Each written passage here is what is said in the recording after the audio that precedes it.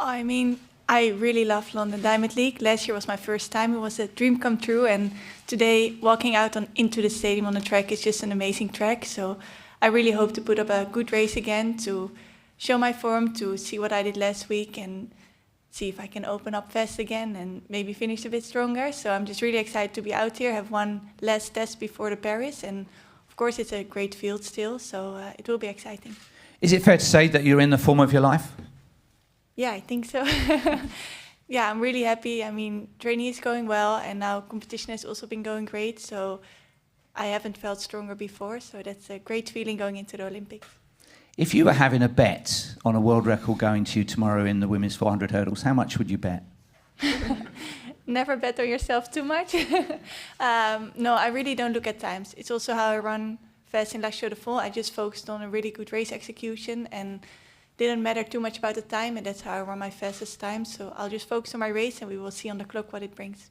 No, I like to be cautious. I think that's a bit my pitfall. So that's why I did La Chaux-de-Fonds, a bit a smaller meet where I could just go and not care too much. I mean, tomorrow it's London Diamond League, so sometimes I care a bit too much that I want to finish strong and have a good race. And I think I saw it paid off pretty good to just go out fast and not think too much. So I will try this again tomorrow. And I think it's really what I always need to focus on because I shouldn't be too comfortable. It's the 400 sprint. The rivalry with Sydney Mclaughlin, you have the same sponsor. You probably meet now and again. How would you describe it? Is she somebody that you're in touch with between competitions? Is she somebody you know? I mean, of course, we're friendly and we're with the same sponsor, like you said. And I think we both realize the 400 hurdles is not an easy event. So I think from my side, there's also a lot of inspiration towards her. And I know how committed and hardworking she is. So we're always friendly. We don't see each other a lot, but we'll see each other in Paris again. Thank you. Sammy Kinghorn, parasport, sometimes you're in front of a very small crowd. Sometimes, like tomorrow, it's going to be hopefully 60,000 people. Does that make a difference to you? Does the crowd lift you, or are you in the zone? No, it definitely lifts you. I think over 100 metres I don't hear it at all, but in the longer races, you know, when lactic starts to hit you, you can then hear the crowd, and I definitely think it does spur you on quite a lot. Just now, I think my best distance is 100 metres. 100, 400. I'm kind of learning the tactics of the 400. I think in the long run, I'll probably step up, as most wheelchair athletes do, probably step up into the marathons, but I'll definitely stick into track just for now. When we were talking outside just now, you said that in the events that are beyond lanes, 800 metres and beyond, you've never crashed, but you said women don't crash. See They're if you've always the jinxed men. that. See if I crash tomorrow. Oh my God. That is on you. You won't. You won't. I've never been in a crash on the track. I think the men crash a lot more because I think they're obviously going at higher speeds. Some of them are going 24, 25 mile an hour around that track. And it's a fantastic boost for parasport. You've got a little bit longer till your games at the end of August, but 5 Paralympic events here tomorrow. So it really does raise the profile of your part of the sport. Yeah, it's incredibly important. Obviously, it's harder for a para-athlete to get sponsors because we're not seen, you know, so the chance to actually race at a Diamond League in front of that many thousands of people, and hopefully on the telly as well, kind of just, opens people's eyes. But I feel like we're very professional and we're able to race each other and want to be the best, but also when it comes to being a team and working together, we want to get the job done, and we have a great dynamic in our relay team. So I think it's been many years of that kind of dynamic and that practice, but I think it's just on the track as a team, we know how to work together, but in separate lanes against each other, it's a different story. It's so special for me. You know, I'm from 20 minutes away from here, so this is my favourite track in the world. It's my most local track, and to just be running in front of a home crowd just before the Olympic Games is really special because I know it will just be a great send-off. The crowd's always amazing at the London Diamond League and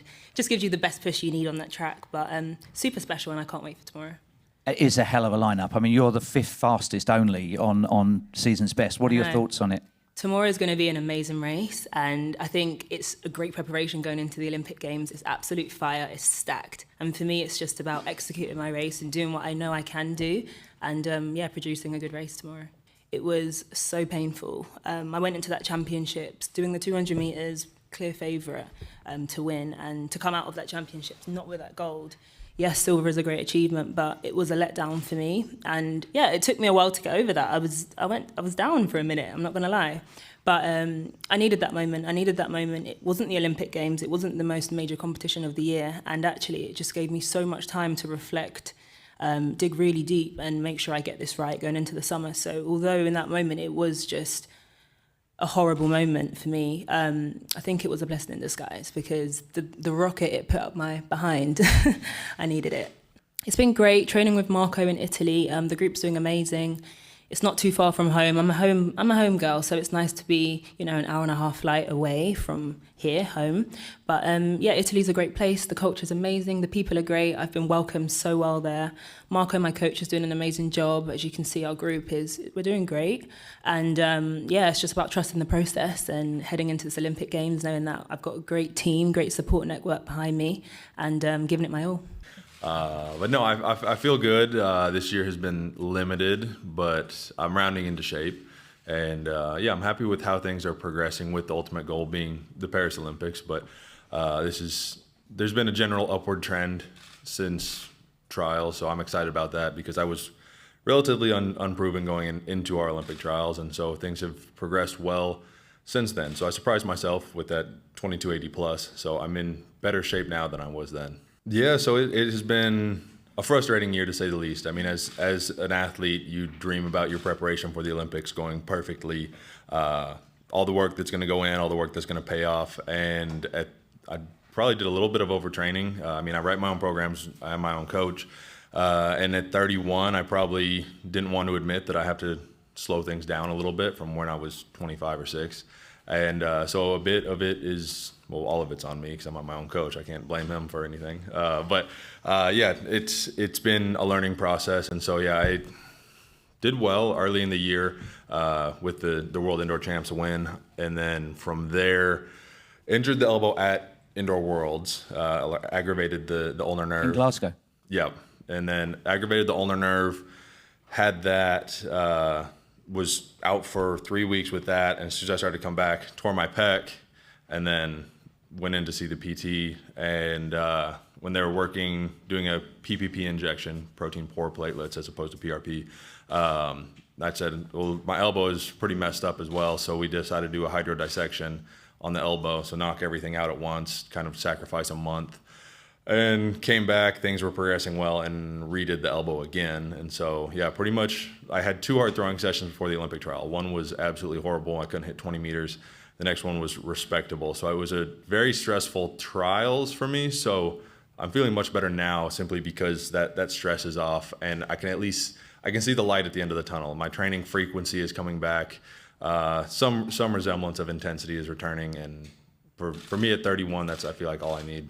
Yeah, I would know for sure as soon as it leaves my hand. Likely even before. I'll know if it has a chance to be a world record before it leaves my hand. There's kind of 3 stages of the throw. As I turn and enter, that's where the biggest mistakes are made. From there, as you're entering into the direction of the throw, kind of that sprint phase, that's the don't mess it up part of the throw. You'll get in a good position, and then you'll say, oh, there it is, and get tight. And then the last third is just don't think. It's just pure reactive. So if I can make it through the don't mess it up phase, I'll know it's going to be pretty good.